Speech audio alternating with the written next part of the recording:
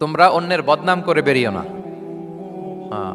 লামজ আসছে লুমাজা থেকে, ওয়াইলুল লিকুল্লি হুমাজাতিল লুমাজা, যে প্রকাশ্যে অন্যের বদনাম করে বেড়ায়, অন্যের দোষ খুঁজে বেড়ায়।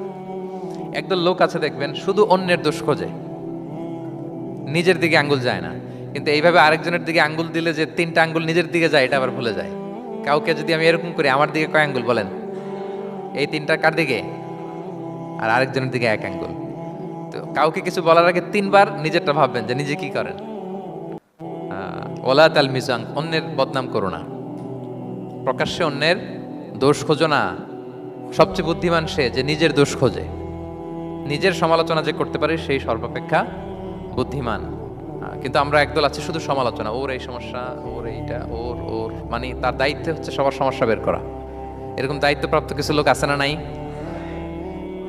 সবাই না, এগুলো থেকে আমাদের বেরিয়ে আসতে হবে। অন্যের দোষ খোঁজা বাদ দিতে হবে। দোষ খুঁজলে নিজের দোষ খুঁজতে হবে। আমরা আত্মসমালোচনা করবো। খেয়াল রাখবেন, সবচেয়ে ভালো হচ্ছে আত্মসমালোচনা। সবচেয়ে ভালো কি? তারপরে মোটামুটি ভালো হচ্ছে আলোচনা, আর সবচেয়ে খারাপ হচ্ছে সমালোচনা। কিন্তু আমরা সবচেয়ে করি বেশি কোনটা? এটা চেঞ্জ করতে হবে, আত্মসমালোচনা বাড়াইতে হবে। আমি প্রায় একটা কথা বলি, small people talk about people, average people talk about things, great people talk about ideas. ছোট মনের মানুষ যারা, এরা মানুষ নিয়ে কথা বলে, এর এই সমস্যা ওর। মাঝারি ধরনের যারা, এরা বিভিন্ন বিষয় নিয়ে, ঘটনা নিয়ে কথা বলে। গ্রেট মাইন্ড যারা, এরা আইডিয়া নিয়ে কথা বলে, যে এই আইডিয়া ইমপ্লিমেন্ট করলে সমাজের এটা সমাধান হবে, এই আইডিয়া জেনারেট করতে পারলে এইটা কাজ হবে। দেখুন বলেন, আপনি কি ছোট মনের মানুষ হবেন না বড় মনের? অন্যের দোষ খুঁজবো আর? তাহলে কারটা খুঁজবো?